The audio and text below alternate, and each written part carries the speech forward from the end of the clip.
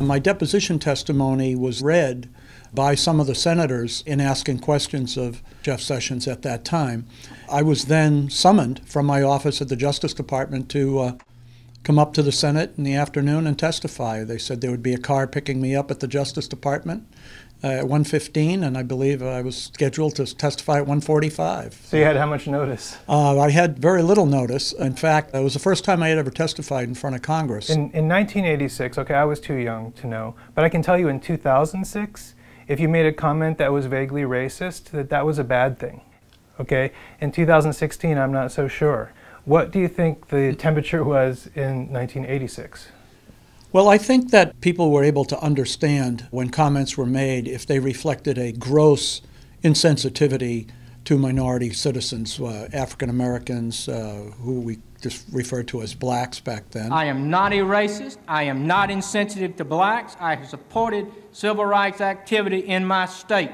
Mr. Sessions is a throwback to a shameful era, which I know both black and white Americans thought was in our past. Jeff Sessions declined to talk to NBC News, but his friends and supporters told us he is not a racist. Sessions was from Alabama, and even today, chances are, if you're a white person who grew up in Alabama, you grew up with the kind of language that you described and that others described. Isn't it possible that he grew out of that since 1986? Well, first of all, I know a lot of people who are roughly the same age as Jeff Sessions who grew up in Alabama, and they're some of the most progressive people I know. So it doesn't necessarily follow that if you're born there and of his particular generation, that you're going to hold views that are antithetical to equality and racial justice. Sessions also denied a statement that he thought Klan members were okay until he learned they smoked marijuana. I detest the Klan. He went on to testify that I am loose with my tongue on occasion, and I may have said something similar to that. His seat on the court was denied, but 10 years later, he was elected to the Senate and went on to become the Judiciary Committee's top Republican member. I never had those kind of views, and I was caricatured in a way that was not me. The fact is that the actions that he's taken over the last 30 years, since 1986, don't really reflect someone who has really changed, in my view. And in fact, they've only reinforced, I think, the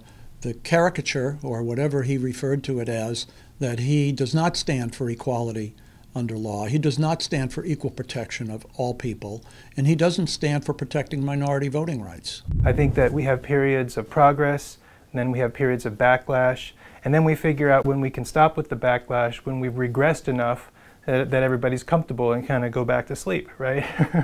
And we're about to see how far that needs to go right now. Did you get the sense back then that there might one day be a movement generated by, you know, I've been on the Trump campaign for a year now. They talk about political correctness. They feel as if they're being judged by society and shamed for their views. And in many ways, Donald Trump being elected to president and his choice of Jeff Sessions, choosing him as a way of acknowledging the groundswell of backlash and resentment toward the America we're becoming. I do think there's a backlash, no doubt about that. You know, and it's been heralded and trumpeted. And I think that's most unfortunate, because I don't think that's where most America comes from.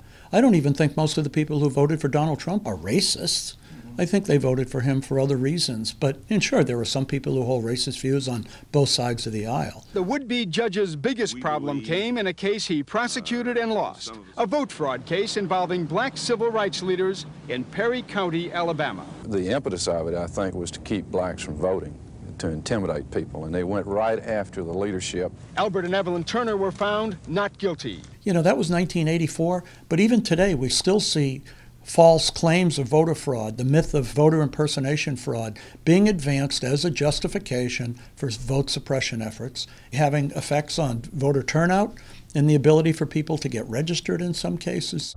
The Justice Department for the last 8 years has been on the side of voting rights.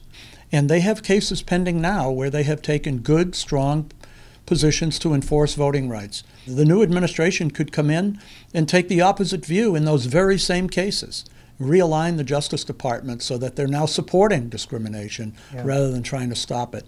That's of grave concern to me and to many people who, like me, have been fighting for voting rights for, 5 decades in my case.